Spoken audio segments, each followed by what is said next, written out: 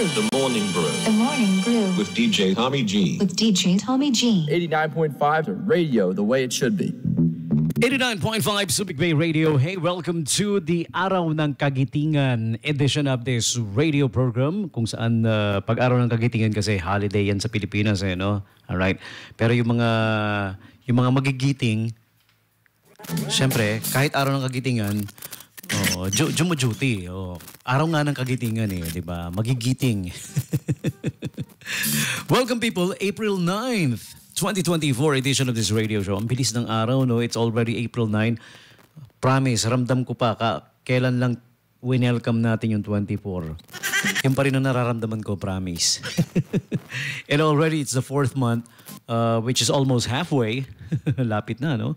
Yeah, okay, so welcome. That's what I'm trying to say. Welcome, everybody, to this edition of the Morning Brew Radio Show. Okay, and it's time for me to give you today's holidays and observances and the famous birthday segment. Oh, by the way, check the time. It's now 11:16 in the morning, still morning. Time check brought to you by Royal Duty Free. Get ready for the hottest deals of the season at Royal Duty Free Summer Sale happening April 26 to 28. It's a 3-day affair, all right? 3-day sale affair for you from Royal Duty Free. Dive into savings with up to 50% off and exclusive bundles across various categories. Spend a minimum 3,000 pesos and unlock the chance to snag items for just 30 pesos. Oh my. And there's more. Okay, mark your calendars for the April 28th date to enjoy an extra 10% off. 10% discount on select items. Okay? So don't miss out on these unbeatable deals. See you at Royal Duty Free shops. Okay? 2 stores to serve you, of course. Royal Duty Free Store 1 and Store 2. Store 1 is at Building 1109 Palm Street, Subic Bay, Freeport Zone.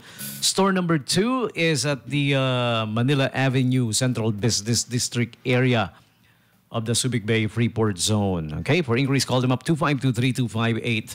And check out their social media pages to keep you updated on the latest sale events and the official website, of course, www.royalsubic.com, the official website where the catalog is always posted, huh?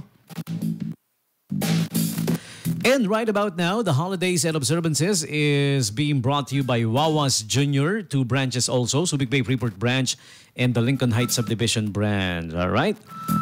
So for the best tasting flame grilled quarter pounder burgers, flame grilled na ha, quarter pounder pa, plus the other offers like buy one take one on sandwiches and burgers, and be extra with our add-ons. Add-ons ha? Ikaw yung masusunod anong gusto mong ilagay sa sandwich or burger mo.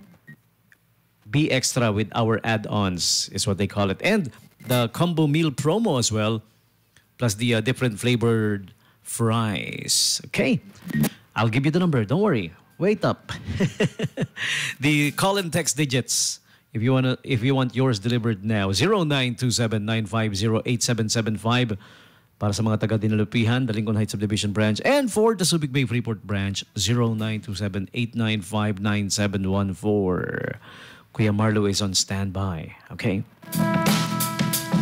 On with today's holidays and observances, April 9, aside from everybody knows already, Araw ng Kagitingan, April 9, or the Day of Valor in the Philippines, national observance, which commemorates the fall of Bataan to Japanese troops during World War II.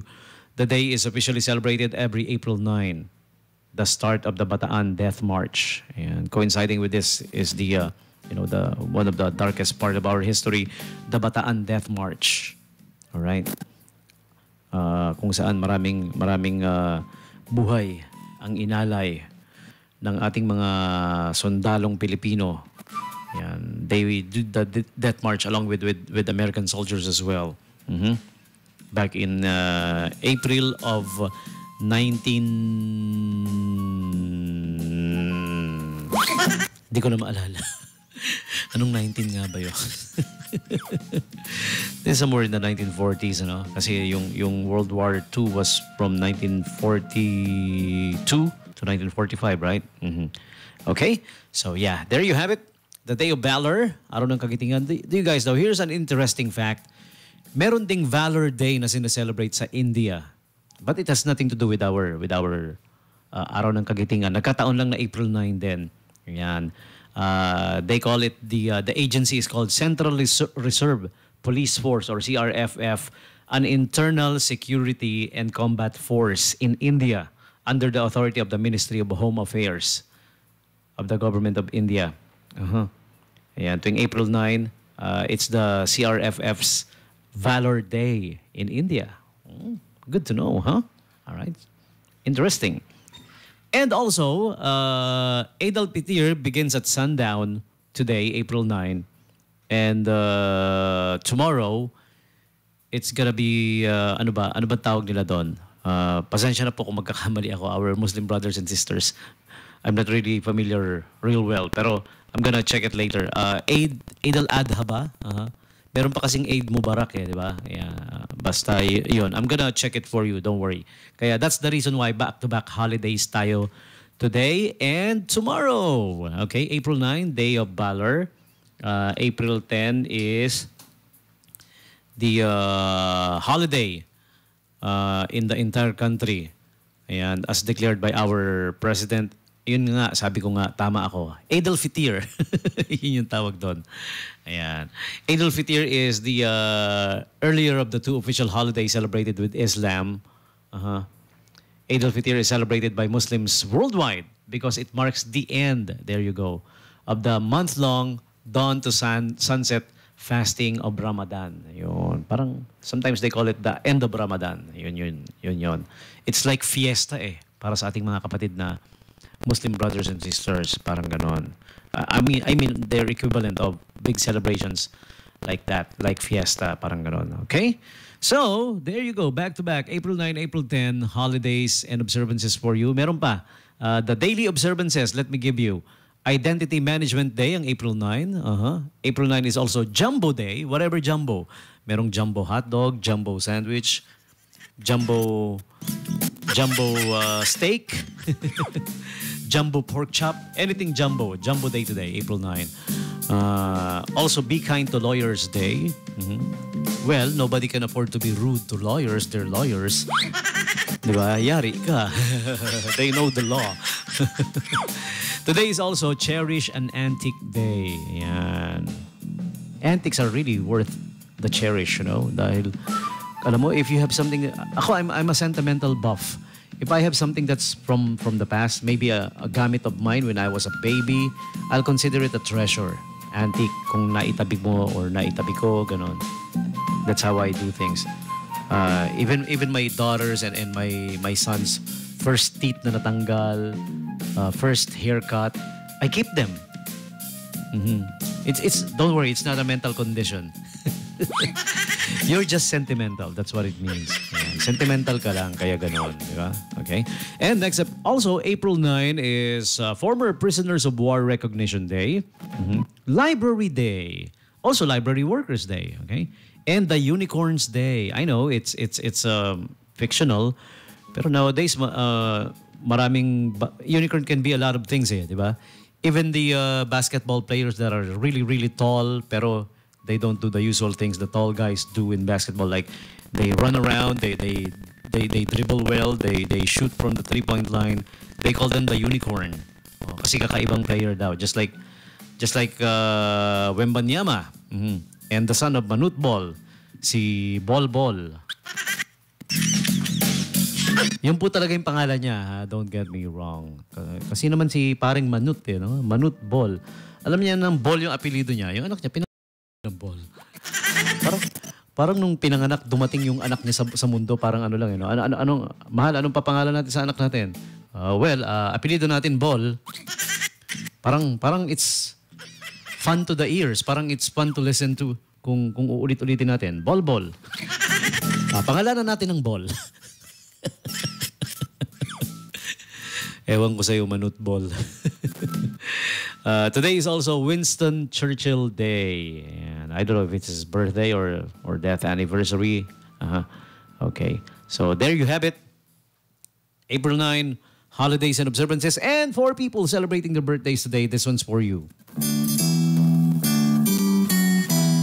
Happy birthday to you. Happy birthday to you. Famous people celebrating the birthdays today. One of them is April Boy Regino. Uy, si Idol. Idol din ang moniker niya, you know. Di ko kayang tanggapin. Yan, yung mga sumikat na songs niya. Umiiyak ang puso ko't sumisiga. If you ask me, parang mala Jumitis Maturan siya kumanta, you know. Timplada ng boses and then love songs, di ba? Yan, okay. Former actress Bing Loizaga. Well, is she still an actress? Well, I haven't seen her around. The wife of Jano Gibbs. There you go. Okay. Next up we have Joan Tipon. Ooh, okay. April 9, 1982. She is a Filipina boxer. Or Filipino boxer. Yeah, Joan Tipon. Even though, don't be fooled by the name Joan. It's a he. He's a he. He's an amateur boxer from the Philippines who won the gold in the 2006 Doha Asian Games in the bantamweight division under 54 kilograms. He is a native of the province of Negros Occidental. All right, there you go. And Lil Nas, I'm gonna take us now to the Old Town Road. Old Town Road. He turns 25 today, April 9, 1999. Next up, we have Miss Kristen Stewart. She will forever be known as Bella Swan in the Twilight Saga, April 9, 1990. Gerard Way of My Chemical Romance, April 9, 1977. Right? Fan of TV's Gossip Girl, known for this actress and singer. She also starred in The Roommate, Leighton Meester. There you go. April 9, 1986. Yeah, she's in Gossip Girl. Ayan, yung mga fans. Elle Fanning, the younger sister of Dakota Fanning, actress, April 9, 1998. And Idol, si Idol to, you know. Birth anniversary for him though, because he passed away in 2017 already. Hugh Hefner was born April 9, 1926. Founder of the Playboy Enterprises magazine publisher, First Amendment advocate. Okay. Pop singer Jesse McCartney, April 9, 1987. Movie actor Dennis Quaid, April 9, 1954. Logan Williams, TV actor Logan Williams. He was young Barry in The Flash, but he passed away 2020 at the young age of just 16. Nako, sayang. Marami pa sanang gagawing movies. He was born April 9, 2003. Okay? He would have been 21 today. All right? Gone too soon. And lastly, Jack Depp.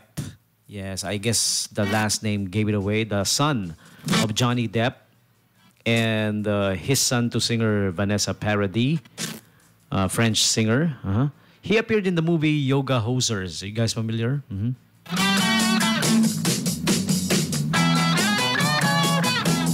All right, so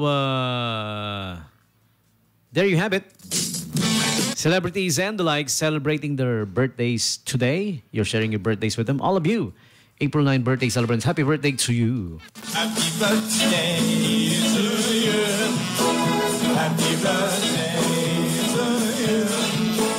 Happy birthday, happy birthday, happy birthday to you.